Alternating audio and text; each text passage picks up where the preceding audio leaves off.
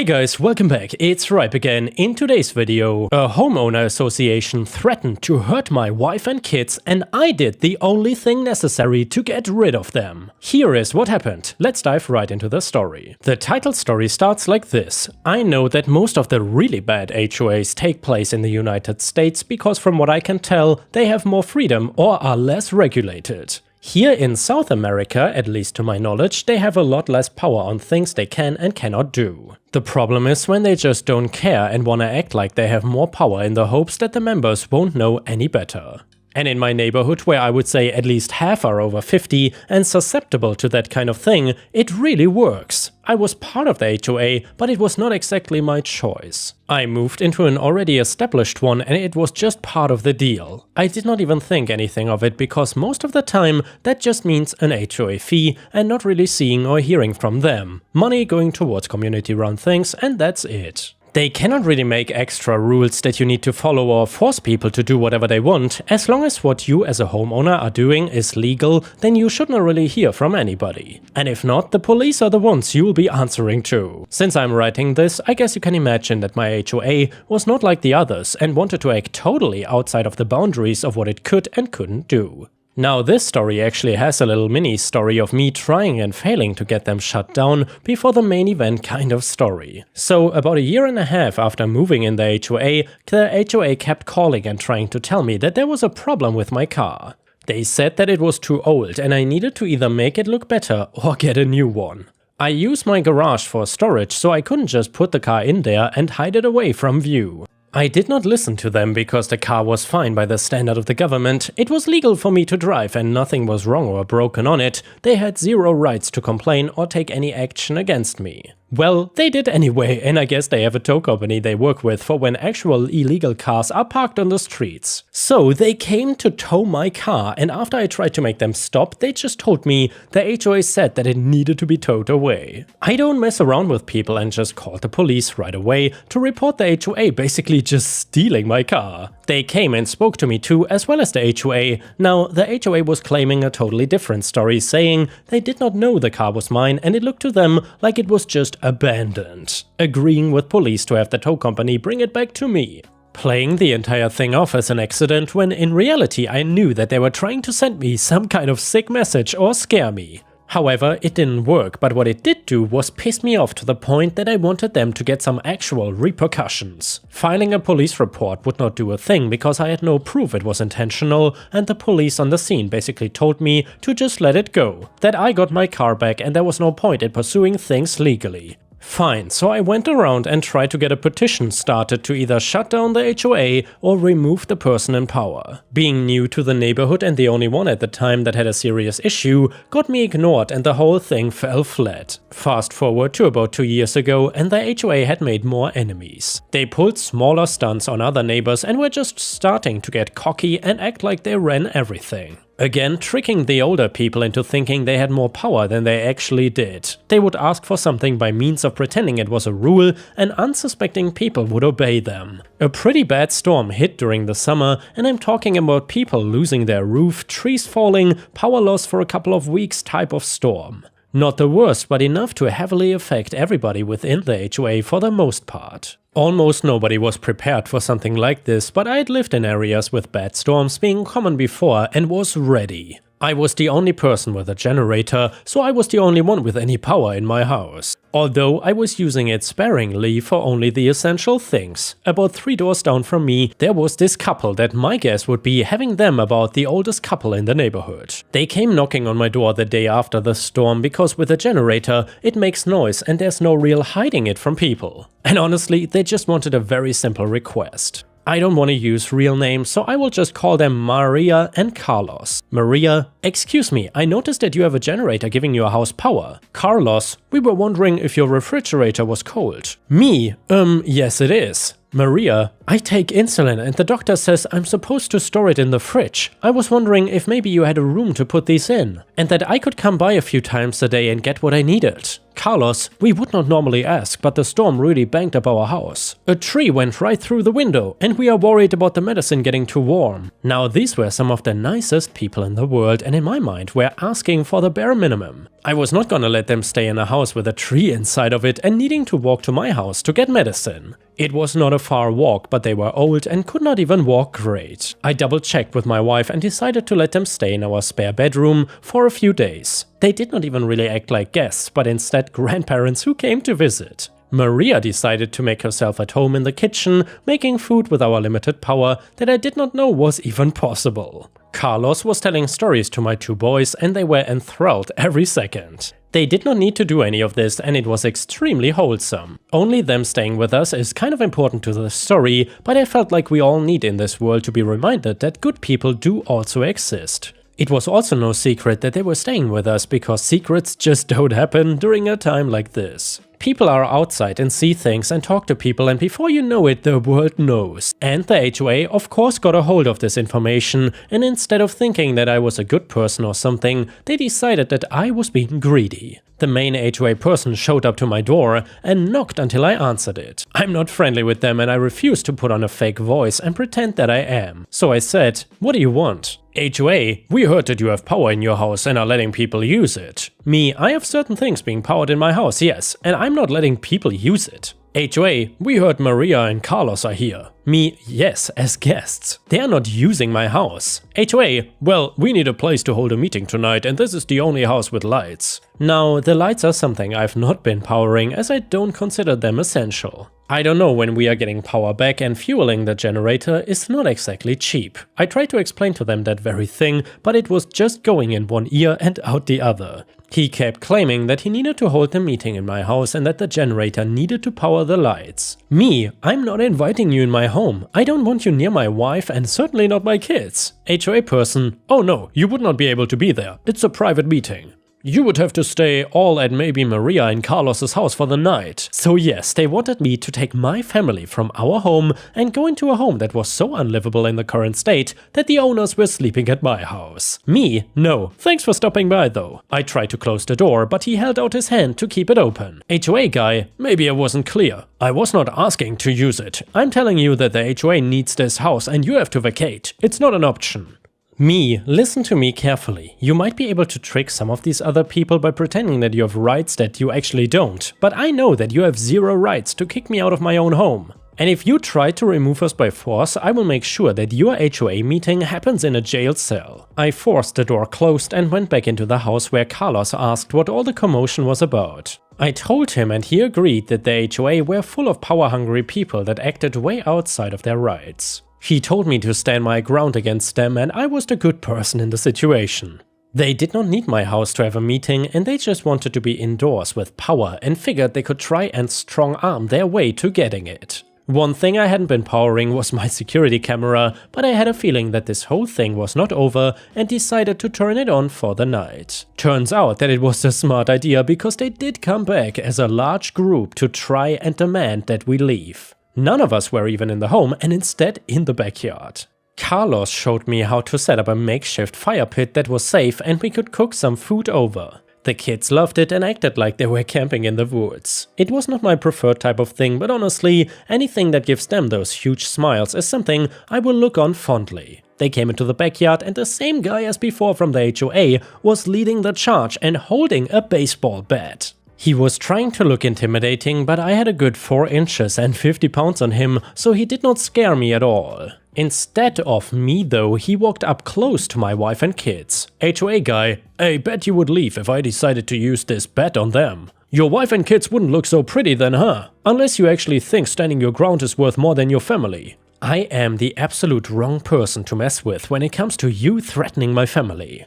I'm the person to act first and unluckily for him, I keep a gun on me. And for those wondering, yes, it's a totally legal gun. I pull it out and shoot him right in the leg so that he cannot hurt my family. The rest of the HOA people go running as this guy is on the ground screaming. Carlos, Maria, my wife and kids all ran inside while I stayed out. I knew the cops were gonna get called after a gunshot was heard and I did not want to give them any reason to think that I was dangerous. I put the safety on my gun, put it down somewhere visible and out of reach from either myself or the HOA guy. Then I sat down with my hands visible until they arrived. I calmly told them where the gun was and confirmed that I shot the guy in the leg. I was handcuffed, which I assumed would happen, but I was not scared since I knew that I actually did not do anything illegal. They had to follow protocol for safety and I just let it happen. Now, of course the HOA guy was gonna lie and say that I came after him with a gun like some crazy maniac, that he was just going from a walk when I forced him over on my property, threatened him with the bat and then the gun. And then to make matters worse, I apparently shot him for no reason. I explained what really happened, and it didn't take long for not only my wife but Carlos to show up as well to say their side of the story, as well as bringing the security camera footage to show that he was the instigator of the situation. Now, I had no idea what Carlos had done in his life before retiring, but lo and behold, he actually was a police officer. And some of the more senior staff there knew who he was and listened to what he had to say. They believed him that I was defending myself, as the tape also showed that the HOA trespassed with the bat and was threatening my family. I was let go, and this HOA guy was really unhappy when he found out that not only was he in the hospital, but he was also being charged with trespassing and assault. Since only the reasonable threat of violence is enough to be considered assault here. He was demanding that I be arrested and furious when he realized no charges were being pressed against me. That what I did was considered defense and protection of my family and home. Luckily, the shot was enough to keep the rest of the HOA off my property, and the kids and Maria had no trouble on their own. Aside from the boys being a little scared from Dad getting arrested, it took a lot of careful explaining to them about what I did and why it was right, and also that they should never touch guns themselves. The HOA dude got persecuted but was only given a minimal sentencing. I think the judge might have considered him getting shot as a lesson kind of learned. The only other thing that was that he was not allowed to be part of the HOA anymore. I did not want some other crazy idiot taking over right where he left off, so once again I went around trying to get people to sign a petition to get rid of the HOA once and for all. Only this time I was better known and had the support of Carlos behind me. I got enough people to sign where an emergency meeting was called. The HOA was dissolved and no longer exists in my neighborhood. A lot of people either had their own issues or were so disgusted by what happened to me, they wanted the HOA gone as well. After the whole shooting fiasco, the power returned to the neighborhood, so if they had just gone home and left me alone, they would have been fine by the next day. But also still running the place. I wanna say what happened was better, but I would always prefer the scenario that does not involve my family in danger. Also, Maria and Carlos were able to get their house repaired and move back in without any issue. As like a bonus side effect, we kind of just have them in our lives now. They always come by with food and over the holidays get my kids toys. I learned that they don't really have kids or grandkids of their own, so we are more than happy to be a stand-in family. We invite them once a week for a Sunday dinner, even to this day. I got the gun for protection, but never thought that I would ever need to use it. I'm just glad that I did not hurt him too badly or end up with the police thinking that I was at fault. I probably would not ever advise you to shoot somebody in that situation, because in some places it would still be illegal. So basically, check where you live if you are not sure, and if you can try and call the police to handle things, it might be better. Anyway, it was a scary night that I don't want anybody else to need to go through. And yeah, Ripe Stars, I would say this guy really knows how to deal with HOAs. However, I'm curious, if it was you in that situation, what would you have done? Would you have taken the same steps as OP?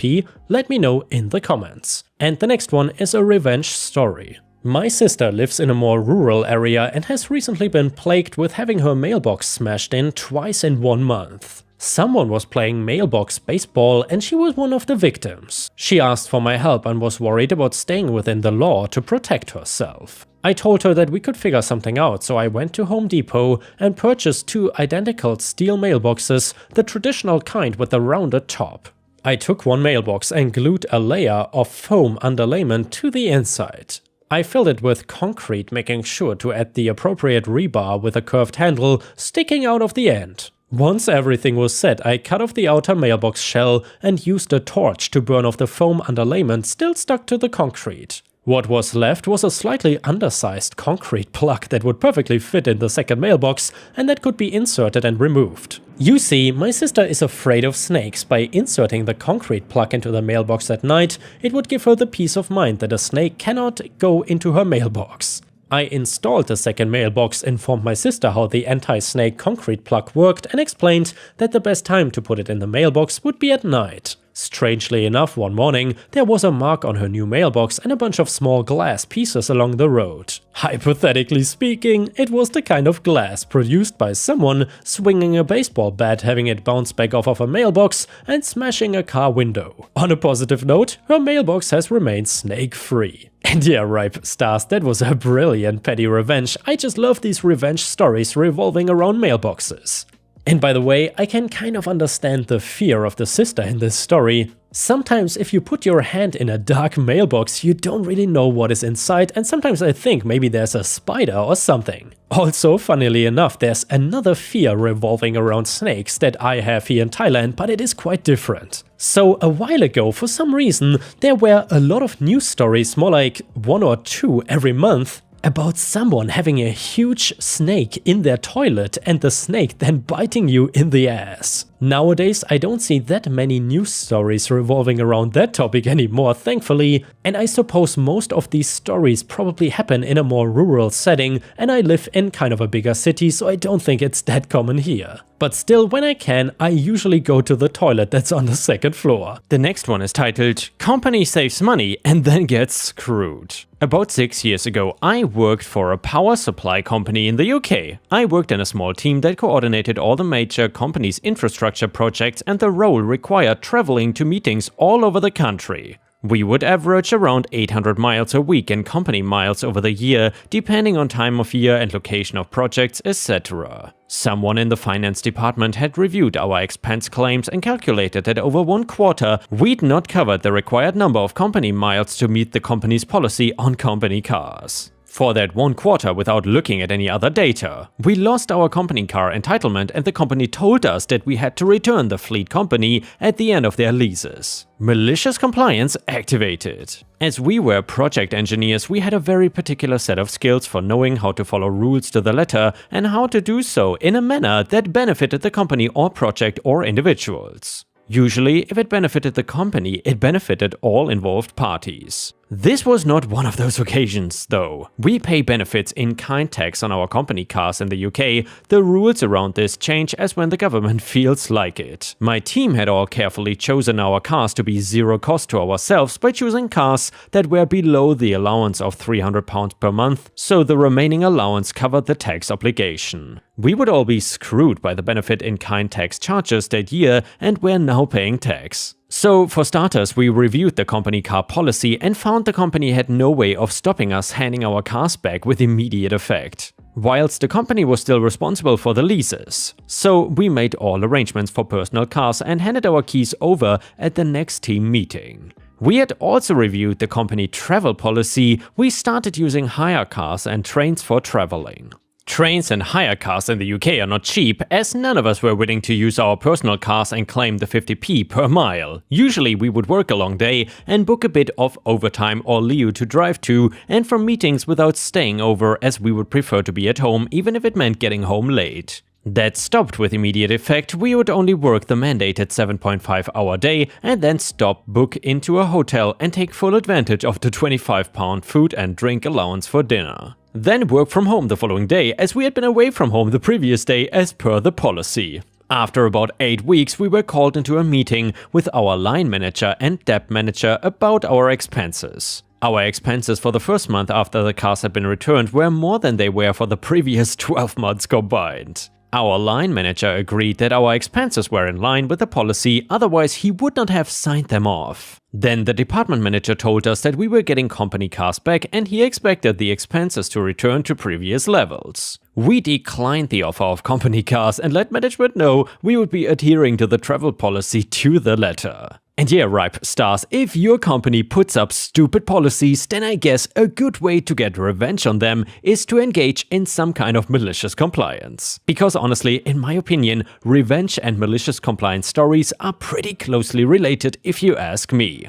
Anyway, I forgot to mention, if you enjoyed the story so far, please don't forget to post some star emojis in the comments, because that would really help me in regards to the algorithm. Anyway, the next one is a story from r/Am I the Jerk, and it is titled, I built a fence to keep out trespassing neighbors. Earlier this year, I, 26 female, got an inheritance from a family member and it was a godsend. I finally got to move out and get my own place after living paycheck to paycheck. My dream place. I could never get a place like this without Providence or cutting my way through the corporate ladder with a machete. But the most important part is the pool. I love it. I would swim every day if the weather let me.